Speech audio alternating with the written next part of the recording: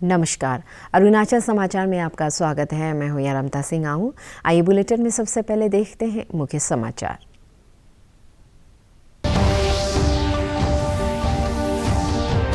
प्रधानमंत्री नरेंद्र मोदी ने मणिपुर और त्रिपुरा में कई विकास परियोजनाओं का किया उद्घाटन और शिलान्यास। कहा, पूर्वोत्तर में हाईवे, इंटरनेट वे, रेलवे और एयरवेज के त्वरित विकास से बढ़ेंगे रोजगार के साधन। प्रधानमंत्री ने कहा, आत्मनिर्भर भारत मिशन को मजबूत बनाएगा पूर्वोत्तर का विकास। अरुणाचल प्रदेश के सुदूर इलाकों में सरकार की योजनाओं और कार्यक्रमों के बारे में लोगों को जागरूक करने के लिए जारी है मुख्यमंत्री पेमा खांडू का सुदूर और सीमांत इलाकों का दौरा। तिब्बत सीमा के निकट अपर सुबनसिरी जिले के ताकसिंग दौरे पर विकास योजनाओं का जायजा ले रहे हैं मुख्यमंत्री। केंद्र सरकार के कर्मचारियों और अधिकारियों के लिए 31 जनवरी तक बायोमेट्रिक अटेंडेंस निलंबित करने का निर्णय। केंद्रीय कार्मिक मंत्री डॉक्टर जितेंद्र सिंह ने कहा, कोविड के मामलों में बढ़ोतरी को देखते हुए सरकारी कर्मचारियों के हित में लिया गया यह फैसला।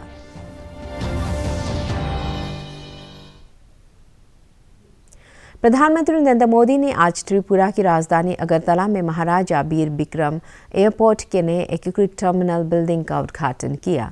प्रधानमंत्री ने त्रिपुरा में शुरू की गई मुख्यमंत्री ग्राम समृद्धि योजना और विद्या ज्योति स्कूलों के लिए प्रोजेक्ट मिशन 100 का भी शुभारंभ किया। अपने संबोधन में श्री मोदी ने कहा कि हीरा मॉडल से त्रिपुरा में हाईवे, इंटरनेट वे, रेलवे और एयरवेज का तेजी से विकास हो रहा है।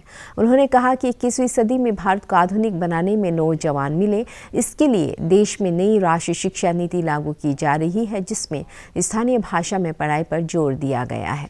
50 करोड़ रुपए की लागत से किया गया है। टेक्नोलॉजी है, आईटी टेक्नोलॉजी, आईटी नेटवर्क सुविधाएं मौजूद होती हैं।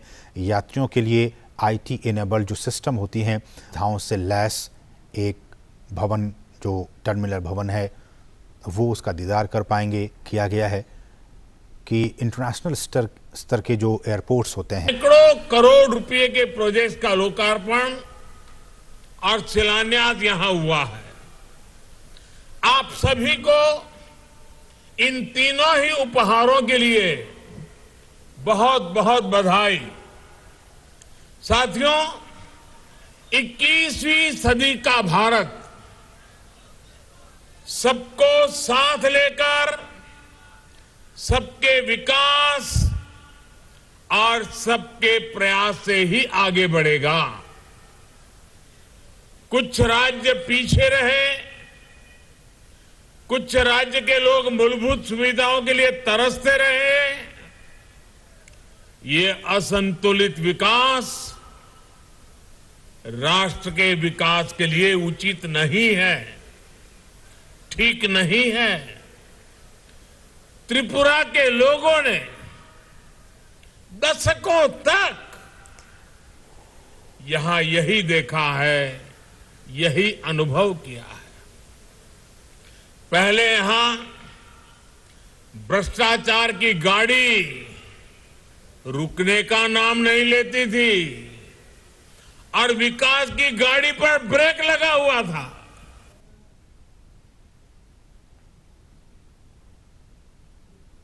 प्रधानमंत्री नरेंद्र मोदी ने कहा है कि मणिपुर दक्षिण पूर्व एशियाई देशों का प्रवेश द्वार बनेगा और आत्मनिर्भर भारत को मजबूती प्रदान करेगा। उन्होंने मणिपुर की महिलाओं की प्रशंसा करते हुए कहा कि वे खेल के क्षेत्र में भारत को गौरवान्वित कर रही है। श्री मोदी आज इम्फाल में 4008 करोड़ रुपए से अधिक की 22 विकास परियोजनाओं का उद्घाटन और शिलान्यास करने के बाद जनसभा को संबोधित कर रहे थे। प्रधानमंत्री ने बताया कि भारत की आज़ादी के 75वें वर्ष के अवसर पर अंडमान और निकोबार द्वीप समूह के माउंट हैरियट का नाम बदलकर माउंट मणिपुर कर दिया गया है।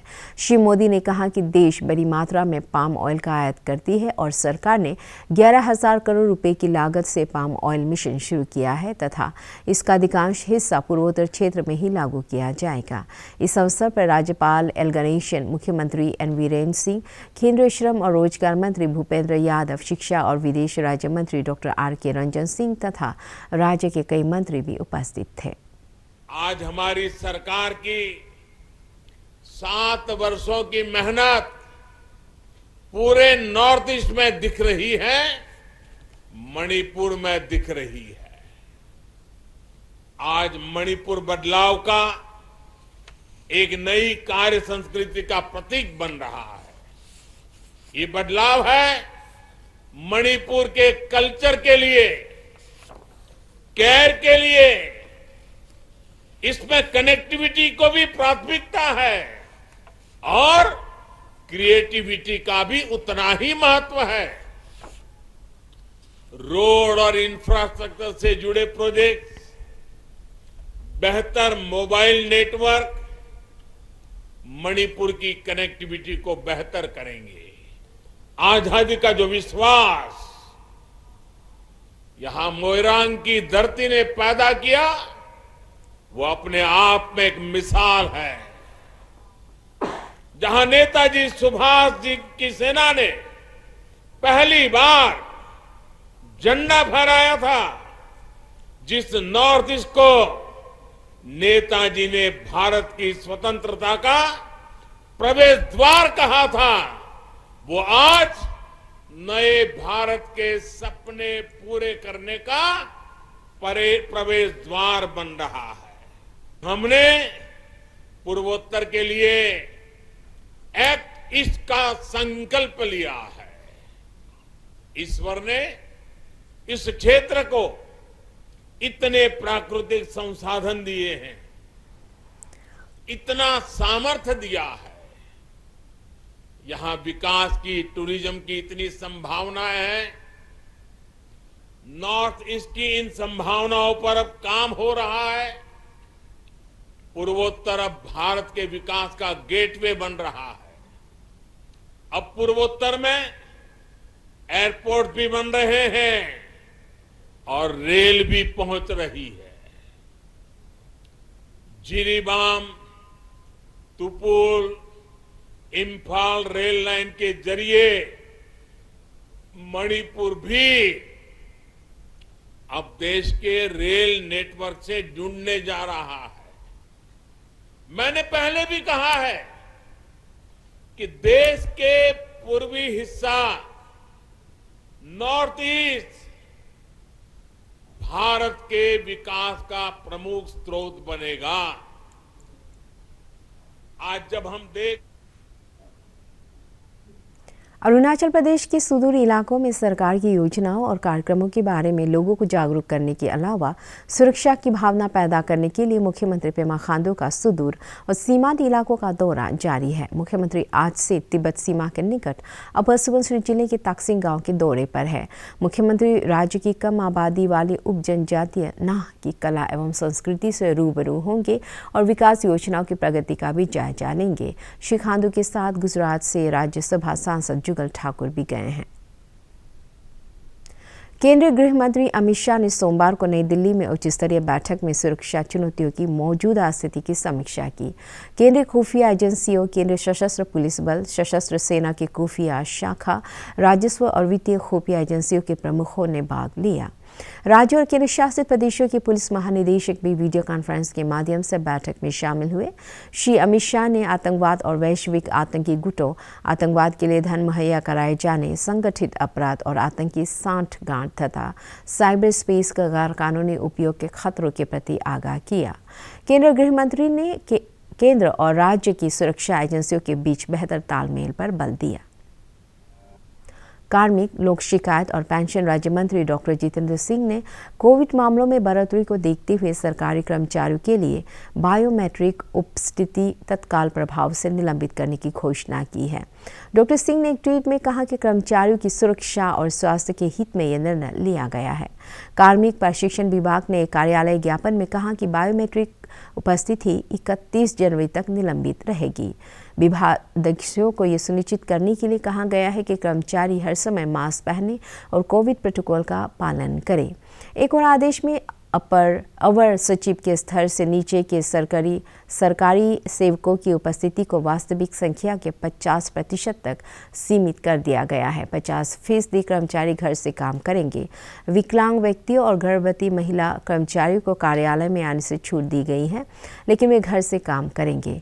कार्मिक और प्रशिक्षण विभाग ने कहा है कि कंटेनमेंट जोन में रहने वाले सभी अधिकारियों और कर्मचारियों को तब तक कार्यालयों में आने से छूट दी जाएगी जब तक कि कंटेनमेंट जोन को डी नोटिफाई नहीं कर दिया जाता। ईटानगर राजधानी क्षेत्र के पुलिस अधीक्षक जिमी चिराम ने आज पुलिस स्टेशन में ईटानगर ट्रैफिक वार्डन्स को विंडशील्ड सह रेनकोट वितरित किया। इस रेनकोट को कई व्यक्तियों ने सामाजिक सेवा कार्यक्रम के तहत राजधानी पुलिस को उपलब्ध कराया था। इस अवसर पर श्री चिराम ने ईटानगर राजधानी क्षेत्र में यातायात प्रबंधन के बारे में जानकारी दी।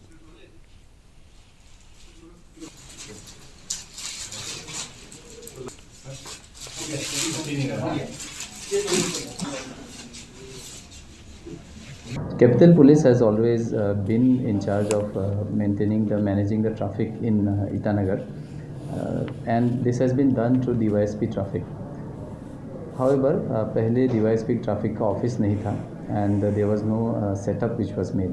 तो ये साल हमारे लिए एक तरह से बहुत ही important point रहा 2021, क्योंकि DYSP ट्रैफिक का अलग से एक यूनिट बना है and I am very pleased to actually do this briefing from DYSP traffic office itself. देश में अब तक कोरोना के नए वेरिएंट ओमिक्रॉन के 1892 मामलों की पुष्टि हुई है और 766 लोग संक्रमण से ठीक भी हो चुके हैं।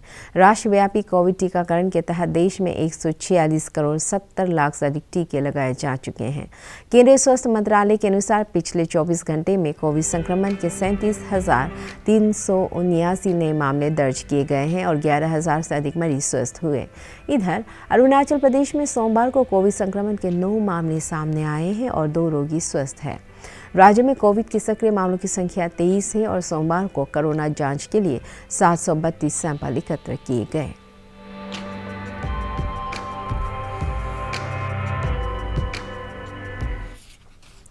राज्य भर में नए साल का उल्लास जारी है। बड़ी संख्या में लोग नदियों के किनारे, पार्क और ऐतिहासिक स्थलों के आसपास पिकनिक मना रहे हैं। केंद्रीय मंत्री किरण रिजिजू ने भी वेस्ट कामेंग जिले में नदी के किनारे आयोजित पिकनिक कार्यक्रम में हिस्सा लिया और लोगों को नए साल की बधाई दी। हमारे संवाददाता ने ईटानगर के युवाओं से नववर्ष में उनकी उम्मीदों के बारे में बातचीत की।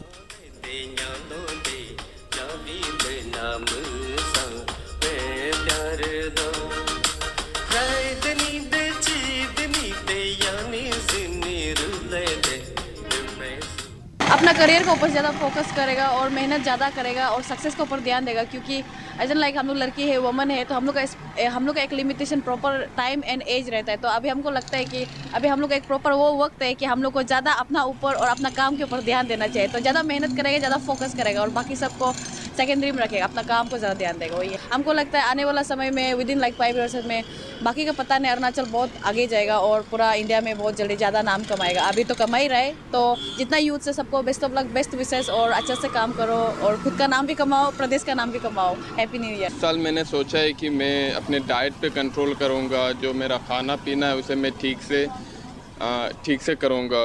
अपने साथ मैंने अरुणाचल को भी ग्रो करते हुए देखा, ईटानगर को ग्रो करते हुए देखा।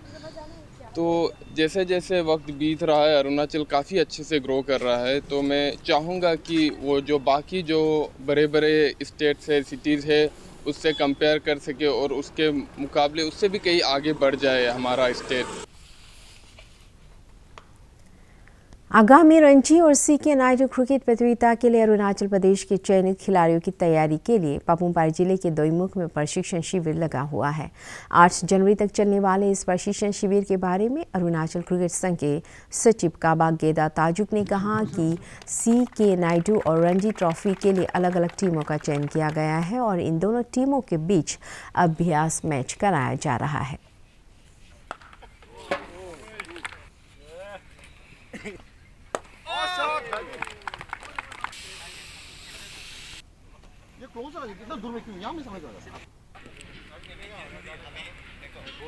ये ओपनिंग मैच जो ऐसा है, कल 2 टीम का हम लोग लिस्ट आउट किया।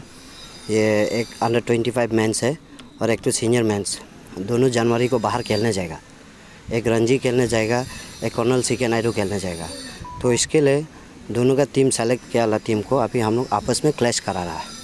Players and association is like 2 side of a coin, तो इसलिए हम लोग मिलकर चलना है।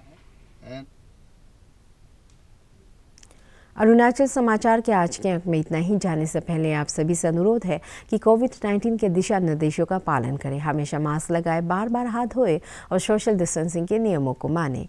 कोरोना महामारी से बचाव के लिए आपका वैक्सीन लगवाना भी जरूरी है। अगर आप वैक्सीन लगवाने के पात्र हैं तो जरूर लगवाएं।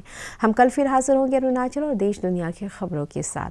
चलते चलते आपको बता दें कि आप अरुणाचल समाचार हमारे YouTube channel DD news Arunachal पर भी देख सकते हैं।